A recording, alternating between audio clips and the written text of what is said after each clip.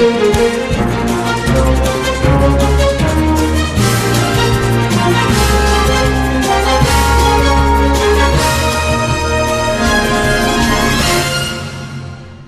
evening, Fiji, and welcome to For the Record. The country's much-anticipated elections are to be held in about 5 months' time. An electoral commission has been convened, and a new electoral supervisor has just been announced. The road to elections in September seems to be on track. One of the very first Fijians to announce her intention to stand is also one of the youngest to aspire for political office. This young woman is also a recipient of the 2014 Secretary of State's International Women of Courage Award from the USA and has described herself as an advocate for elimination of gender-based violence and discrimination, including democracy, human rights, and the rule of law. Interesting to note that with the reduction of the voting age from 21 to 18, almost 1/3 of our population are eligible to vote. With this in mind, Rashika Deo and her Be the Change campaign and the appeal it may have to our youth will be an extremely interesting factor. Ms. Deo spoke recently with FBC News journalist Edwin Nund about her political aspirations and also to address the way comments she made in the US and how it has been misrepresented in the media. Thank you very much for making time for this interview. There's been a lot said by you and about you in the media, locally and internationally in recent days. Let's start off with what sparked all of this off. You went to America, you were given an honorary award, and there were some speeches made. You made certain statements.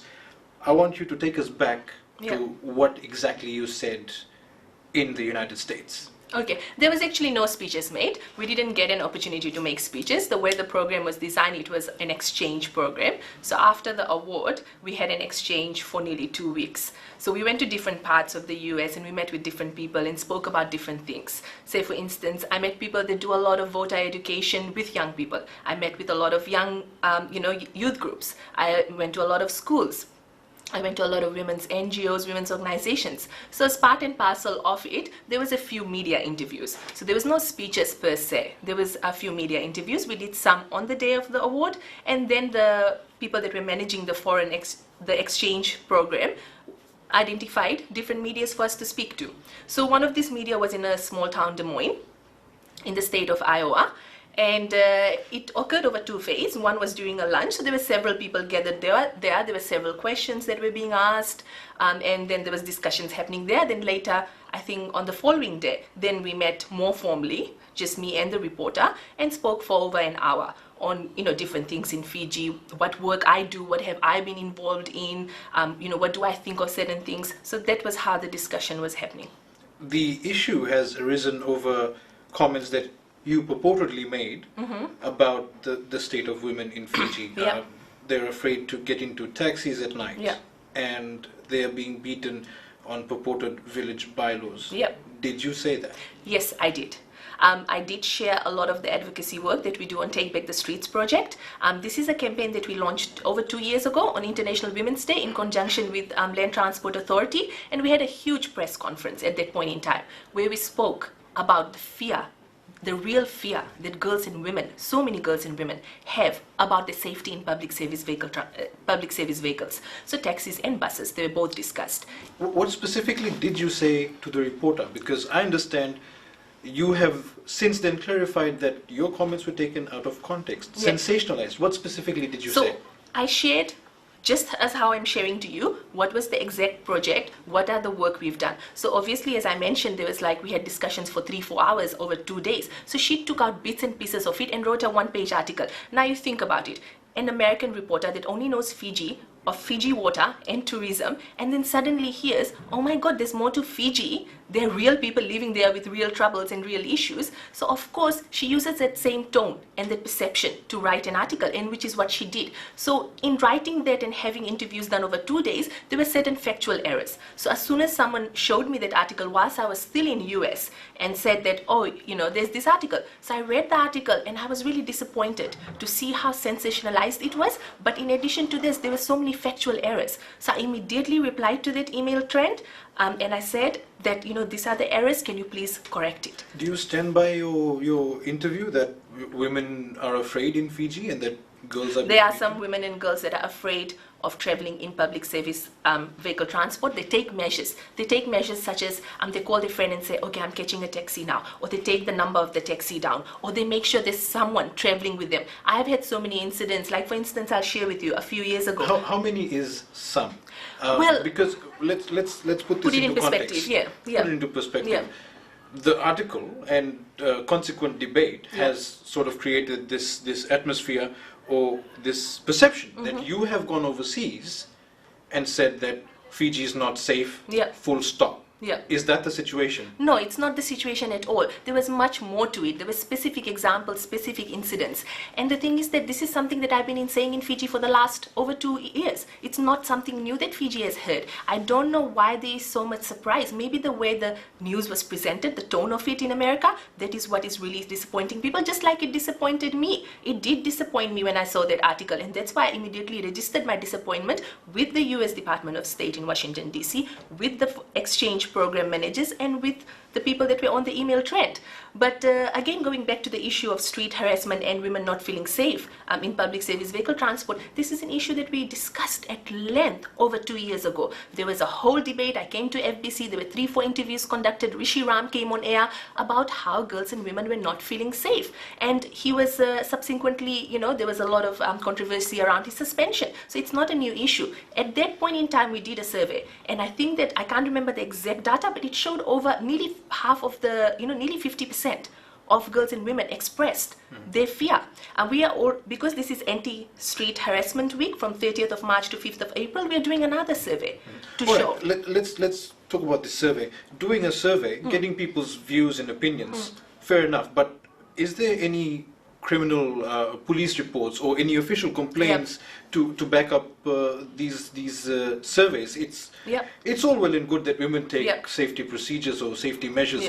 As you mentioned, it's to be done in any situation, in any case. Well, no, I disagree with you, Edwin. It's not to be done. I mean, how many times do you catch the cab and then think, am I dressed appropriately? Will the driver make sexual gestures or advances towards me? Will the driver ask me where I'm going? Is it as extreme as it's being made to seem? If you go by, we have set up a Facebook group. It's called Take Back the Streets Fiji. There's a lot of people that document the kind of incidents that happen on the street with them. Some of them are with private vehicle drivers, some of them are with just people along the street, and some of them are with taxi drivers and bus drivers. Women and girls are still catching taxis, at night even. Yeah, but how? We have to question how. Are they hindering the freedom of movement? How often are they catching? Because a lot of them, I know, they call someone else, and then someone else has to go and drop them, and then they go back home. But so how many of... let's do a comparison. 900,000 almost people in Fiji. But not all of them are girls and women. Of course not. Of course not. Let's get into this. Of the total population of women, we can't say 90% or 80% of them are afraid to travel. No, and no one said that. When did I say that? I never put any statistics to it in this interview. I shared the work we are doing with Take Back the Streets. I shared some of the incidents. I shared what we've done in the last 2.5 years with Take Back the Streets. That's what I did. Again, like I mentioned, there was like a few hours of discussion. So obviously it's a one-page article. What shocked them the most? They took out and they put there in a sensational way. That's what happened. It was a sensational piece of news. That's what it was. Do you stand by your comments during the interview? That I said that there are girls and women in Fiji that are scared of traveling in public service vehicle, including taxis? Yes.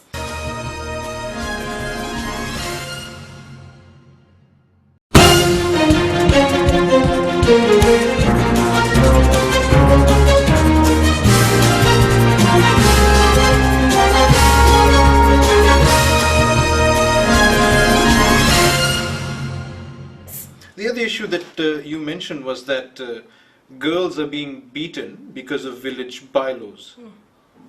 We know of one incident that happened. It happened in 2010, and following that incident there was action taken. Yep. Is that a fair comment to say that girls are being beaten because of village bylaws? So then again, it goes back to how it was presented in the article. Again, I shared that it was as a result of the village bylaws. There were several incidents. We only know one that was reported in the media. There was a few others that was on Facebook and a few others that went to women's networks and reported this incident. So there were several incidents. One was only in Fiji Times. In fact, I think there were 2 other incidents that did get reported in the media, but it didn't get much coverage. There was a small section. Did you tell the reporter that, yes, that following this incident, the government came out to say that the village bylaws don't exist? No, we didn't. No, we didn't get into those discussions. Like I said, there were so many people there. There were so many questions asked. So there was this discussion. Oh, what are some of the laws or some of the decrees that restrict girls and women? So village bylaws was one that came to my mind. And I mentioned that it's still a customary practice. Whilst it's not codified in law, because the government has shelved it, after that incident started eventuating, there was a lot of lobbying by women's groups and other, like groups like CCF. It's still in it draft. got shelved. It's still in draft. And it got shelved. Yes. It got shelved. It never got codified into law. But as a customary practice, it's being implemented all over Fijian villages. It's not endorsed officially, and people who do practice it or act on it are taken to account. But then how much are the provincial councils or how much are these village headmen held accountable? Do you agree that it is not an official I am status saying that to in you. Fiji? All I'm right. saying that to you. Next question. Do you regret giving the interview? I suppose that I could have been, smarter in the sense that before you publish the article, can you please show it to me? Which is what I usually do with the Fiji media, which is something that I usually do. I think that thinking that it's a different kind of media, not sure exactly how it operated. And plus, when the media was identified by the exchange program people, I thought, you know what, it should be fine. So I didn't do my due diligence in making sure that I read the article. You do have regrets about... I wouldn't say regrets. Like the information that I'm sharing with you, I don't regret sharing this information because I've been sharing it for several years. It's not something new. It's just that how it was presented, and it was an American media that presented it in a sensational way that got everyone's attention. But yeah, my only regret is that I didn't ask to cite the article before they printed it. Did you have any intentions to paint a negative image of Fiji? Of course not. I love Fiji. Fiji is my home. I actively contribute to nation building. I actively work in Fiji. I live in Fiji, and of course not. That's what's happening. You do know. Do you no, realize that's not. I think that people article is being used by the public to come out. Which public? We have to ask ourselves which public, and does it make one unpatriotic just because they are showing the consensus? Let me finish the question.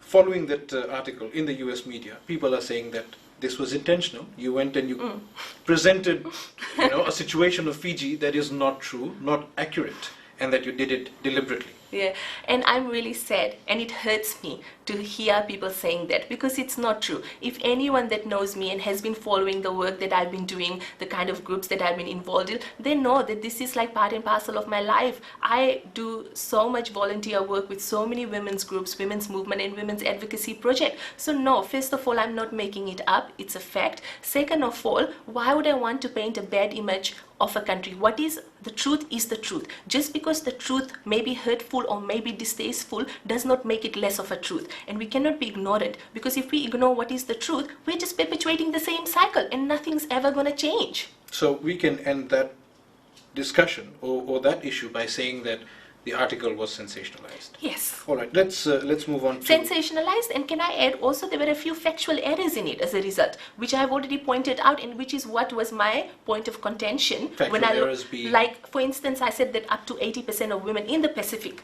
experience different forms of violence, but instead of Pacific, Fiji was put there. So there was 1 or 2 factual errors like that. So again, like apart from it being sensational, there was errors. And I think another thing that I have to mention whilst we're talking about this article, I know there's also discussions in the Fiji public that there were 2 articles and that I'm lying that I did not register a complaint. Let me tell you, there was another article which I found about a few days ago. I have no contention with that article. Yes, it's also sensational, but the facts are correct. Whatever is there, it's correct. It's presented in a sensational manner, but that's the prerogative of the writer in that particular newspaper. But it is this Des Moines Register article that was contended by me because of factual errors. All right, thank you very much. Now, let's move on to the situation with regards to your Be the Change campaign and your political aspirations. Yeah. Let's begin with your comments, and you've said this repeatedly, that the elections won't be free and fair. Yeah. What do you have to corroborate that statement? Yeah.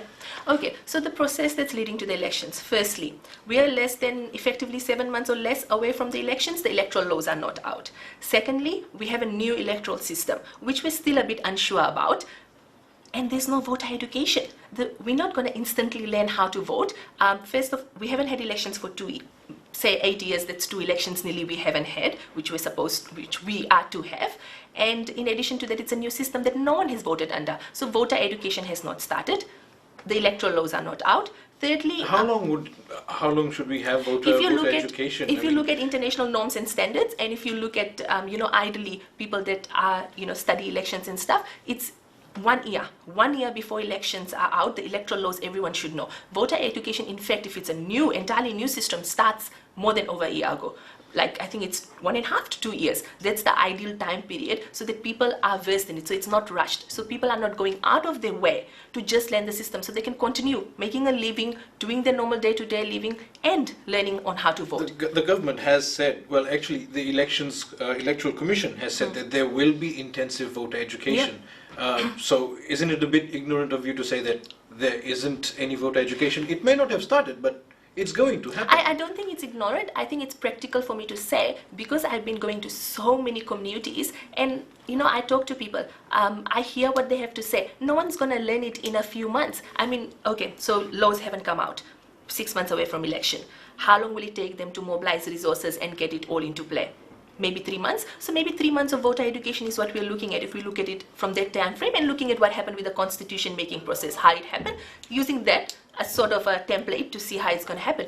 3 months. 3 months is not enough. How are you going to cover the whole of Fiji? Are you going to cover everyone? Will everyone have to take leave from work based on what's been coming out from the elections office, there's going to be a huge deployment. I mean, I'm looking forward to it. It would be great if that happens because we don't want invalid votes. We don't want overwhelmed voters. We want people that are confident and they know that they can vote.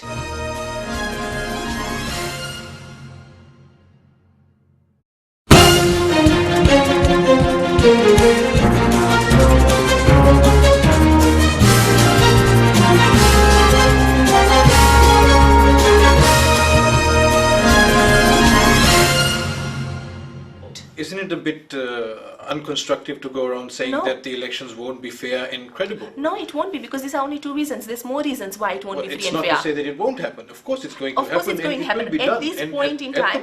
At the point in time when it does happen and there is an electoral regulations in place and there is voter education, will you change your statement? Look, I won't change my statement because as I said, having the voter education is just one aspect of a free and fair elections. There's several aspects to having a free and fair election. One I mentioned, the electoral laws, the voter education. The electoral decree is coming out this week. We've been listening to it for a few weeks and I really hope it comes out. I mean, we want it to come out. It's not that we don't want it to come out. You have to understand that we want it to come out, but we also have the right to question why it's not coming out. What's the delay? So anyways, I was saying there are 2 reasons. The other reasons is we don't have a transitional government in place that is leading us to elections. So there's already so many doubts as to how fair the process is going to be, how much manipulation will happen at one point and how. There is an electoral commission that's been appointed. The commission is led by some very credible people. Oh yes. I know some of them, and that's great. You go. You're agreeing with me, and yet you're saying that it's not going to be fair and credible. That body that we are talking about is not the body that has the entire mandate on exactly everything on how it's going to happen. There has to be a transitional government in place in the sense they're not a government. They're not a government. They don't have access to public resources. That's the point that I'm trying to get to. Well, resources and all are besides the point. When there is an electoral commission, when there is an electoral commission, they are the people mandated to conduct the elections. They are the people who are the gap, the barrier between the government, transitional or whatever it may be, the electoral process, the people, and the results that are to come out after the polls. It's a matter of opinion. But again, we have to ask. It's a matter of law. It's a matter of law. That's what electoral commissions are set up for. What law? In every election that has happened in Fiji. What law is mandating them? Let me finish. No, but what law is mandating them? You said it's a matter of law. What law is mandating them? Let me finish. You're not letting me finish. In every election that has happened, this has been the role of the Electoral Commission to conduct elections without interference and to ensure the credibility of said elections. Now, the electoral decree is about to come out. I'm not saying it's there, I'm not saying it's not coming out. Once it's there, all these arguments about this not being a free and fair election, or it's being controlled by a military administration, as you say, are out the window. No, it's not. Again, I'm saying it's not. The electoral decree does not only determine the process of free and fair. If you now let me finish as to what are the other several factors that lead to a free and fair elections. So one, as I said, the electoral decree. Second, the voter education. Thirdly, a transitional government. Fourthly, the intimidation that is happening. I have police intelligence call me regularly to find out where I'm going, whom I'm meeting. They try to attempt to follow me and be present at all these meetings. Well, hang on. So, this is the process to elections. No, we're not getting sidetracked. This is part and parcel of the issue. Let me take you back to my question about free and fair elections. You said that there needs to be a transitional government. One of the ways that it is going to be a free and fair election is a transitional government. The people of Fiji who made submissions, the Constitutional Commission... Why are you contesting? If it's not free and fair, why are you contesting? Yeah. I've asked, we've had this discussion with so many young people. A lot of us, in fact, a lot of women and young people have had this discussion. How are we to get involved in this process when we know it's not free and fair? We are in the same situation we were during the constitution making process. Why are you that's where I'm getting. You have to let me explain this, because again, it's just not a simple response, because there's so many factors for us to consider. This is the whole of Fiji. This is these people's lives that has to be taken into consideration. So again, going back onto when we had the constitution making process in 2012, also a lot of us, we involved in a lot of groups, and we meet and then we discuss and saying, how can we participate in something that is not entirely free? And then we found out later it was not, by the comments made by the commissioners. So, and for us, then we have to look at it from a wider point of view. Okay, we know it's not free and fair. It is the process to democratization. We are in a transitional phase. So how do we intervene? How do we make an impact? How do we get involved? How do we also get an opportunity to shape democracy the way we want it to be? We don't want someone to tell us this is what democracy is for you and hand it to us on a silver platter, because that's not how democracy works. So for us to get involved, so getting involved in this process and still critiquing the process is part and parcel of democratization, about having our voices there, our input there. So whilst I'm involved, I'm putting my reservations on the platter too. Okay, this is what is happening.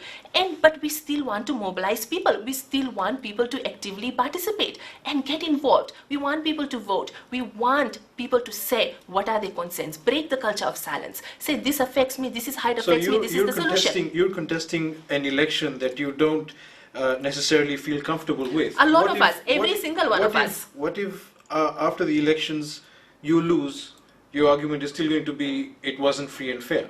Well, you know what? It's more than being it free and fair if I lose. I think there'll be a lot of factors into consideration. And again, I've said this many times in different forums and in different media. For me, winning the election is a bonus. For us, the main objective is mobilizing young men and women to get involved in these processes that is happening in our country, to shape democracy, to get involved in the democratization process. That's your only intent? That's the It's the biggest intent. And then, of course, in the process, yes, I'm going to stand for elections as an independent. And I want to stand for elections as an independent because I want to continue advocating for the issues. How can you stand in an election that you don't have any faith in? What if you win? You've won an unfair election. You've won. But this is the process to democratization. This is why I'm saying democracy is not something perfect that is handed to you on a silver platter. This is the process that we go to democratization, and then we'll come to a place where it's perfect. But this is the process. Shouldn't you let the process take its course? Of course, we are letting it take its course. If you say it's not free and fair, but it is not free and fair. Well, we don't have any way to corroborate that. It is. I'm telling you some of the reasons that, in my opinion, that I think it's not free and fair. Can you categorically say that it is an opinion that the elections... I'm just saying, it's an opinion that there are so many reasons why it is not free and fair, and I haven't even gone to a few others. And you know what, right, Edwin, Roshika, it's not only me. You have every right to your opinion. Yeah. I think we've covered that fairly well, fair enough. Now, let's move on to your personal political aspirations. Yeah. We've spoken at length about that anyway, but let me get into it. What is your platform, apart from empowering young people to get involved, to vote, to have a say? Apart from that, politics and government is about a whole lot more than just that. What else are what is on your platform? So when you say what is on my platform, I'm a bit confused. Maybe you can clarify. Okay, sure.